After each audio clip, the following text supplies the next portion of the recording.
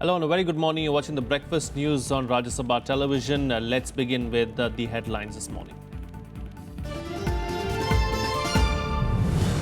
Parliament braces for a stormy session today as opposition prepares to take up Uttarakhand issue. Lok Sabha Speaker urges cooperation for passage of key bills during all-party meet.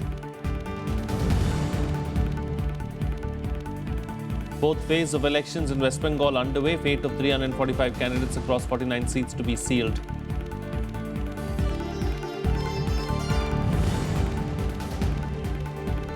As several parts of the country reel under drought, Prime Minister underlines need for mass water conservation in his address to the nation on Mann Ki Baat. Chief Justice of India's emotional pitch to government for strengthening judiciary, says urgent need to fill up vacancies. Prime Minister assures all help going forward.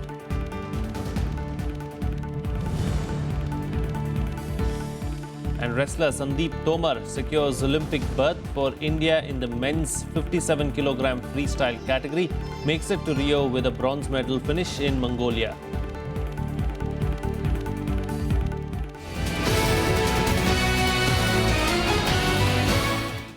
Well, voting has begun in the fourth phase of the West Bengal Assembly elections. The outcome of the fourth phase is likely to seal the fate of a number of Trinamool Congress ministers. More than 1 crore voters are exercising their franchise in about 12,500 polling stations across 49 seats in North 24 Parganas, Biranagar and Howrah district. Voters have 345 candidates, including a number of Trinamool ministers, to choose from. Only 40 candidates are women. The Election Commission has made unprecedented security arrangements for this phase after reports of violence in the third phase of polling, which left at least one CPIM worker dead. Almost 90,000 security personnel, including Central Armed Forces, have been deployed to ensure free and fair elections. Special focus is being laid on the Salt Lake area in the city. The Central Force contingent includes 672 companies who will be assisted by 22,000-strong state police team. Besides one police observer in each of the districts, 2 more have been deployed in North 24 Parganas and another in Howrah.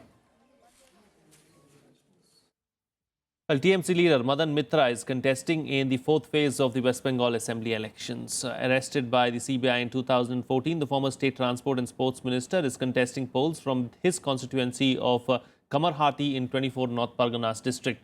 He is currently lodged in Alipur jail in the multi-crore Sharda chit fund scam. Mitra's name had also figured in the Narda sting operation, where he was allegedly shown taking money from a person representing a fictitious company. Mitra has already been barred by the Election Commission to cast his vote, as prisoners, whether under trial or convicted, do not have voting rights. However, rules allow prisoners to be a candidate till the time he or she is not convicted by a court of law. This is the first time that a high-profile candidate is fighting elections in West Bengal from jail. Chief Minister Mamata Banerjee, who went to campaign in his constituency, extended support to him and alleged that her former cabinet colleague has been a victim of conspiracy by the centre. Well, police cases were registered against West Bengal Chief Minister Mamata Banerjee and TMC leader Derek O'Brien over the use of a morphed picture of Home Minister Rajnath Singh with CPIM leader Prakash Karat. The BJP and the CPIM separately went to the police against the Trinamool Congress. The BJP lodged a police complaint against 3 TMC leaders, including the party supremo Mamata Banerjee, alleging that they were responsible for the use of a morphed picture and demanded their immediate arrest. CPIM and Congress also attacked the TMC, saying that the incident showed the frustration of the ruling party in the state amidst the fear of losing the assembly polls. CPIM leader Prakash Karat filed a complaint with Delhi police against TMC leader Derek O'Brien. Karat clarified that he never had an opportunity to meet the Home Minister and it was an attempt to defame him and his party.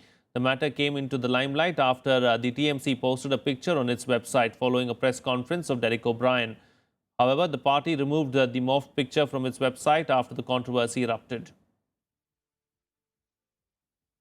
उनका राजनीतिक मकसद था ये दिखाने के लिए कि हमारे और भाजपा के नेताओं के बीच में दोस्ती है और सरासर जो झूठ है कि ऐसे कोई घटना तो हुई नहीं है। हम तो श्री राजनाथ सिंह से अभी तक कभी मिले भी नहीं है। Morphing pictures of the current Prime Minister of the country, of the current Home Minister of the country. Such an act has never happened before. we have complained to the police, and those who were perpetrating this crime and those who instructed this should immediately be arrested.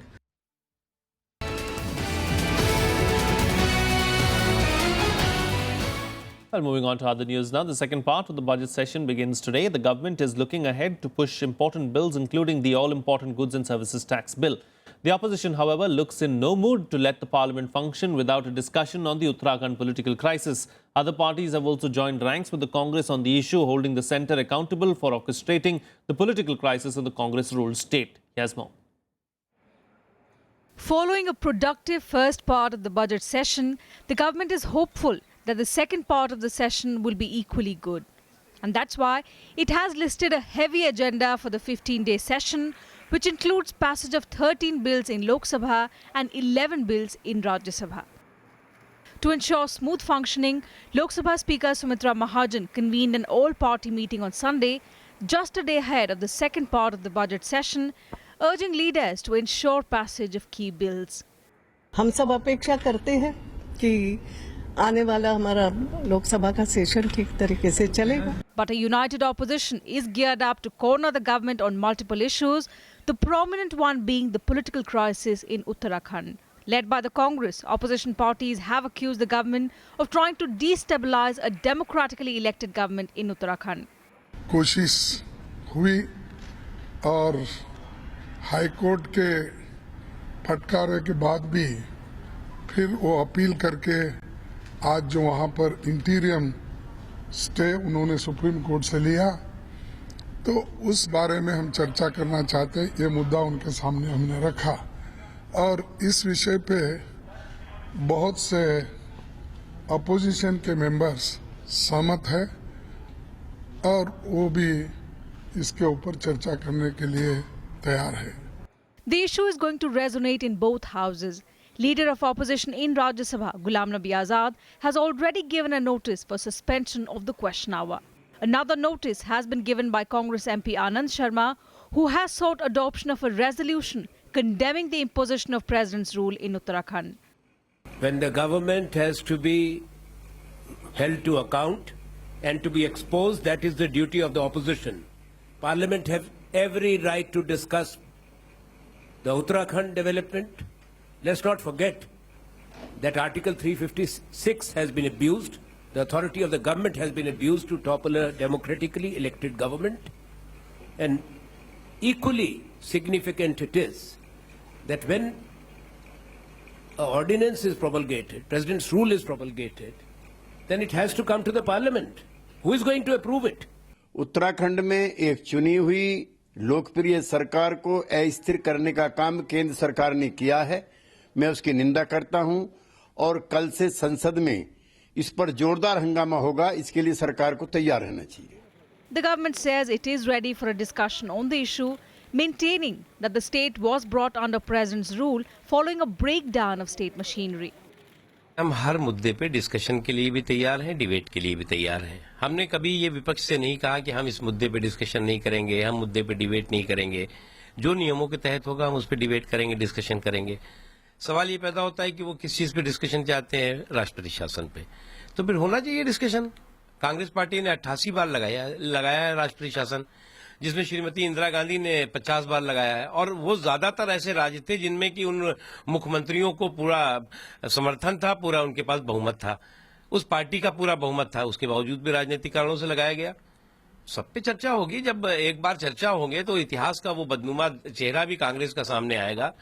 Apart from the Uttarakhand issue, Congress will also target the government over imposition of President's rule in Arunachal Pradesh, the Pathankot terror attack, the Ishrat Jahan case, drought management and alleged communalization of education institutes. The Panama Papers revelations are also likely to figure during the session. The main agenda of this part of the budget session includes discussion on demands for grants of various ministries in Lok Sabha and working of some ministries in Rajya Sabha, consideration and passing of the Railways Appropriation Bill 2016 as well as Finance Bill 2016. The bills to be taken up include the right to fair compensation and transparency in land acquisition, Rehabilitation and Resettlement Amendment Second Bill of 2015. The report of Joint Committee of Parliament is awaited on this matter. The upper house is expected to take up bills such as the Constitutional Scheduled Caste Order Amendment Bill 2016, the Mines and Minerals Development and Regulation Amendment Bill 2016, and the Whistleblowers Protection Amendment Bill 2015, among others. The all-important Goods and Services Tax Bill, which is touted as the biggest tax reform in India, may also be taken up in this 15-day session if the government is able to garner support. Bureau Report, Rajya Sabha TV. Meanwhile, with the second half of the budget session of Parliament beginning from today, the Delhi government has said it will run 6 special buses to ferry MPs and appealed to the lawmakers to follow the odd-even rule. Transport Minister Gopal Rai said that he has spoken to Lok Sabha Speaker Sumitra Mahajan and arranged alternate transport system for MPs whose car numbers would be in violation of the rule. The minister also requested the MPs to carpool to avoid challans, as MPs are not exempt from the odd-even scheme. The matter came up for discussion on Sunday at an all-party meet, with some MPs demanding exemption from the scheme. However, Lok Sabha Speaker Sumitra Mahajan rejected the idea, saying it was unthinkable. The Lok Sabha and Rajya Sabha run a pool car service charging an MP 5 rupees for a ride from their residence to Parliament. Parliament was not in session when the odd-even plan was introduced for the first time in January. Odd events की एक request थी members की, कुछ members की request थी कि इस पर सोचा जाए।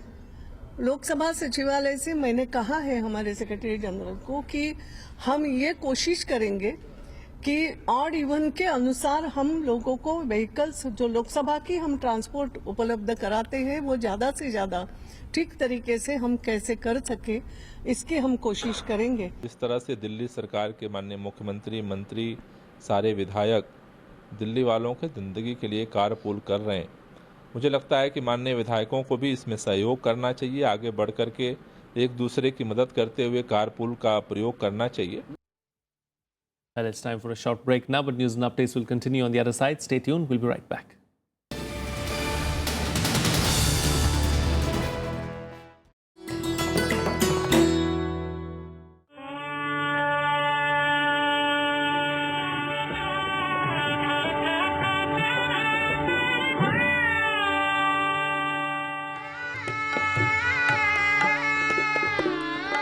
Ustad Bismillah Khan, the legendary maestro who brought Shehnai to the center stage of Indian classical music in 1937.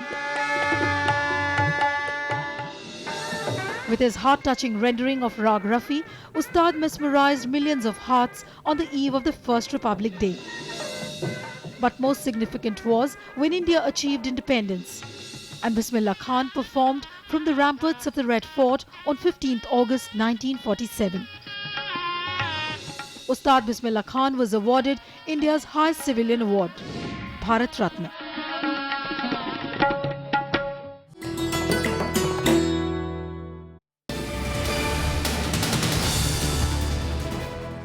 Welcome back. You're watching Rajya Sabha Television. Well, the 19th edition of Prime Minister Modi's Mann Ki Baat radio address focused on the urgent need for water conservation. This at a time when nearly a dozen states in the country have been severely affected by drought. The Prime Minister said while the government is doing all it can to help the affected regions, as responsible citizens, it is our duty to save even a single drop of water. He also spoke on ways to revive the education sector. Let's listen in. देश में चिंता होना बहुत स्वाभाविक है। At a time when as many as 10 states in the country are reeling under severe drought conditions, Prime Minister Narendra Modi has pitched for water conservation through a mass movement. Addressing the 19th edition of his radio program Mann Ki Baat, the Prime Minister said, "We must do all we can to preserve water, which also includes cleaning up of rivers such as the Ganga and Yamuna." जितना पानी हो सकता है रोकना चाहिए। वर्षा का पानी, गांव का पानी गांव में रहेगा। ये अगर हम संकल्प करके कुछ न कुछ करें, और ये सामूहिक प्रयत्नों से संभव है, तो आज भले पानी का संकट है, सूखे की स्थिति है, लेकिन आने वाला महीना 1.5 महीने का हमारे पास समय है। 10 दिन चले। He also touched upon the issue of education in his 30-minute radio address. He said there is a need now to shift focus from enrollment to providing quality education in schools. बच्चों को पढ़ाना और अच्छा पढ़ाना, अच्छी शिक्षा मिले उसकी चिंता होना, ये और अधिक बढ़ना चाहिए, और अधिक जागरूकता आनी चाहिए। और मैं मानता हूं जिस परिवारों में ये जागरूकता होती है उसका असर स्कूलों पर भी आता है, शिक्षकों पर भी आता है, और बच्चा भी जागरूक होता जाता है कि मैं स्कूल में इस काम के लिए जा रहा हूँ. He also expressed gratitude to 1 crore households which gave up LPG subsidy in response to his call. मैंने जनता जनार्दन पर भरोसा करके ऐसे ही बातों बातों में कहा था कि अगर आप साल भर के 1500-2000 रुपया खर्च का बोझ सहन कर सकते हैं तो आप गैस सब्सिडी क्यों नहीं छोड़ देते, किसी गरीब के काम आएगी. ऐसे ही मैंने बात कही थी, लेकिन आज मैं बड़े गर्व के साथ कह सकता हूं, मुझे नाज हो रहा है मेरे देशवासियों पर. 1 करोड़ परिवारों ने स्वेच्छा से अपनी गैस सब्सिडी सरेंडर कर दी. Towards the end, the Prime Minister had a message for the media. Invoking former President APJ Abdul Kalam, Modi said, "It is important that the media highlight positive news to spread positivity and peace in society." Bureau Report, Rajya Sabha TV. Well, the flood situation in Assam is critical following incessant rains for the past few days. Sonari is the worst affected, while other parts of Upper Assam districts and Sonitpur are also facing the fury of floods. Around 45,000 people have been affected across the 4 districts in the state. The flood situation in the newly created Charadio district turned alarming, with waters of Desang, Tokok, Tiok and Balijan rivers rising up to 6 to 8 feet. Rainwaters from the nearby Nagaland and Arunachal Pradesh have worsened the situation in 3 revenue circles, Sonari, Mahmora and Sapekhati of the district. The Army, the National Disaster Relief Force and the State Disaster Relief Force teams have been deployed in Charadio for search and rescue operations.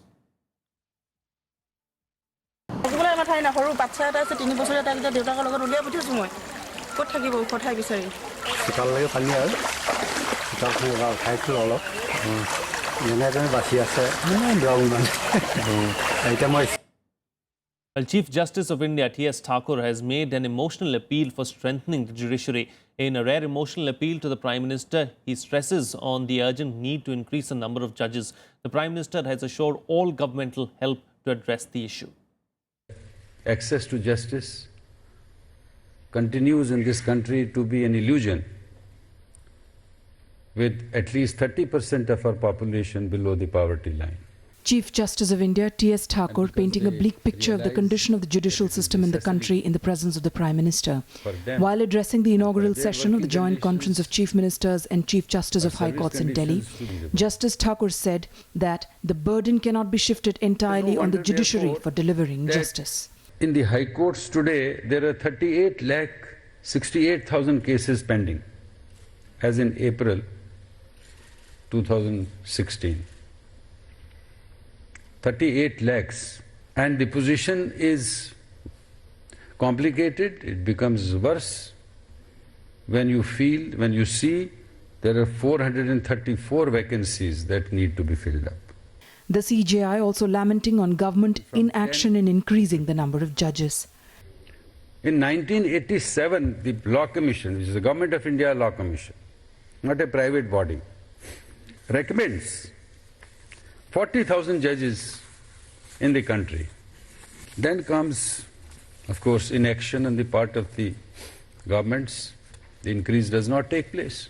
Prime Minister Narendra Modi, who heard the CJI with rapt attention, spoke though he was not slated to as per schedule of the program. He said the common man's faith in the judicial system cannot be allowed to waver. एक जगह है जहां उसको विश्वास है कि मैं जा सकता हूं, और वो स्थिति बनाने में सरकार की भी बहुत बड़ी जिम्मेवारी है, और मुझे विश्वास है कि सरकार अपनी जिम्मेवारियों को निभाने में कभी भी कोताही नहीं बरतेगी. The Prime Minister also saying that all that is needed will be done going forward. अगर 87 में जो बातें हुई आज 2016 में भी, वो 87 से अब तक जरूर कुछ कारण रहे होंगे या जरूर कुछ मजबूरियां रही होगी. मैं तो कभी उसकी डिटेल में गया नहीं हूं कि 87 में क्या हुआ था, कैसे हुआ था, लेकिन जब जगे तब सुबह, आगे हम कुछ अच्छा करें. पीछे का जो भी बोझ है, उस बोझ को कम करते हुए हम आगे कैसे बढ़ें. Speaking after the conference, the CJI said the Supreme Court Collegium will respond next week to the government on the revised Memorandum of Procedure. Revised MOP, we have given our own comments and we are going to send them to the government, and I think whatever the government may have to do about it, we should be able to sort out the matters. But I don't think it is because of the revised MOP that the process is held up. I think it is simple, you see, bureaucratic procedure that is, you see, holding up the process. The MOP is a document to guide appointment of judges to the Apex Court and High Courts. Bureau Report, Rajya Sabha TV. Meanwhile, Prime Minister Narendra Modi has once again made a strong pitch for holding simultaneous elections to Lok Sabha and state assemblies so that there may not be any hindrance to the economic development. Modi also said that any movement in this direction depended on the response of different stakeholders and political parties. The suggestion has found favour with Speaker Sumitra Mahajan, who said that holding the election simultaneously would save time and money. However, the suggestion met with strong opposition from the Congress. Modi raised the issue in the public forum for the first time. He had earlier raised the issue at BJP's National Executive meeting last month, where party members favoured his view. Congress, however, said that the centre is not helping in saving democracy or the constitution by talking of holding elections to both the Lok Sabha and state assemblies. Congress has been locked in a bitter verbal duel with BJP and the centre over sacking of its government in Uttarakhand and imposition of president's rule in the state. दल मुझे कह रहे हैं कि साहब ये चुनाव लोकसभा और विधानसभा के साथ साथ कैसे हो, हर प्रकार से, क्योंकि काफ़ी समय उसमें जा रहा है। कई चीज़ें निर्णय में 40-50 दिन इसलिए रुक जाती हैं क्योंकि कोड ऑफ कंडक्ट लग जाता है, और देश में कोई न कोई जगह होती है जहाँ कोड ऑफ कंडक्ट होता है। तो इन दिनों मुझे विपक्ष के सभी लीडर्स मिले थे, वो भी कह रहे थे कि साहब कुछ रास्ता निकालिए कि ये असेंबली के और पार्लियामेंट के चुनाव साथ साथ हो ताकि बाकी कुछ काम हो। तो है कुछ कठिनाइयाँ, उन सारे चीज़ों का रास्ता निकालना होगा, मिल बैठ करके निकालना होगा। In other news now, the war of words over the Ishrat Jahan case between the BJP and the Congress has escalated. The Congress has now accused the BJP of spreading misinformation to save the skin of Prime Minister Narendra Modi and BJP Chief Amit Shah. The BJP, on the other hand, has hit back demanding an apology from Sonia Gandhi and Rahul Gandhi for their sin of playing with nation's security. Addressing a joint press conference, Congress leaders released a copy of a 4-page statement of Gujarat Police Officer D.H. Goswami before a magistrate. They claim that the harsh reality in the backdrop of Goswami's statement is that the fake encounter of Ishrat Jahan and 3 other accomplices was ordered by the then Chief Minister and present Prime Minister Modi along with the then MOS Gujarat Amit Shah. Hitting back, the BJP said that the Congress should stop speaking the language spoken by Pakistan. अगले 6 महीने में जो भी आरोपी हैं उनको कटघरे में खड़ा करके जो भी सजा देनी है देनी चाहिए। अगर कोई किसी ने कुछ नहीं किया उसका भी दूध का दूध और पानी का पानी हो जाना चाहिए। लेकिन हो क्या रहा है, और ये एक अजीब सी बात है, सातों के सातों आरोपी इशरत जहान के केस में आज बेल पे। पिछले कुछ दिनों में कांग्रेस पार्टी ने ये कहकर कि गांधी परिवार का कुछ लेना देना नहीं था चिदम्बरम से, गिल्ट एक्सेप्ट कर लिया है, और जो फ्लिप फ्लॉप अब वो कर रहे हैं वो दिखाता है कि कांग्रेस में फ्रस्ट्रेशन है, कांग्रेस इस पूरे विषय को लेकर घिर चुकी है। Meanwhile, the Ministry of External Affairs has revoked the passport of liquor baron Vijay Mallyas, who fled the country last month owing over 9,000 crore rupees to banks. MEA spokesperson announced of the decision on Twitter. He said that the ministry is now consulting legal experts on Mallyas' deportation as his stay in the UK is illegal. Mallyas has the option of appealing before the passport office or moving the High Court or the Supreme Court challenging the revocation. Alternatively, he could also seek permission to stay in the UK from courts there. Meanwhile, reports have appeared suggesting that Mallyas' name has appeared on the electoral rolls in the UK with his country home in Britain as his recorded address. On the 15th of April, the Ministry of External Affairs had suspended the passport of Shri Vijay Mallyas for a period of 4 weeks and had given him 1 week to respond as to why his passport should not be impounded or revoked. Now, after having considered the replies furnished by Shri Vijay Mallyas to the show cause notice, the facts brought by the Enforcement Directorate and the non-bailable warrant under the Prevention of Money Laundering Act 2002, issued by Special Judge Mumbai, the Ministry of External Affairs has revoked the passport of Shri Vijay Mallyas. Why is Modi government shying away and helping both Lalit Modi and Vijay Mallyas by proceeding with extradition, which can take 5 to 10 years, by which the issue will be forgotten from public domain? The issue is also, why does Finance Minister Arun Jaitley go to Washington and give a certificate that Vijay Mallyas may have defected on account of only a defect in business model? This is clear loot of public money. It's not a defect in business model. Over the period of time, initially a lot of time was taken by this government, but now the government looks very serious to bring Vijay Mallyas, back to the law and to make him pay for what he has done. Moving on to some sports news now, wrestler Sandeep Tomar has secured an Olympic quota place for India in the men's 57-kilogram freestyle category. He secured the berth with a bronze medal finish on the final day of the first World Olympic qualifying tournament in Ulaanbaatar in Mongolia. 25-year-old Sandeep became the fourth Indian wrestler after Yogeshwar Dutt, Narsingh Yadav and Hardeep Singh to book a berth for the Rio Games to be held later this year. Sandeep qualified for the Olympics by winning the playoff bout after having clinched the bronze medal. Only the top 3 finishers in each weight category are eligible for an Olympic berth in this tournament. Securing a bronze medal was not enough to ensure a ticket to Rio, and Sandeep had to fight with the other bronze medalists in the category for a lone third-place finish. Sandeep kept his nerves during the bronze medal qualification round and comprehensively defeated Ukrainian wrestler Andrei Yatsenko with a dominating 11-0 show. That's it on this edition of The Breakfast News. Have a good day.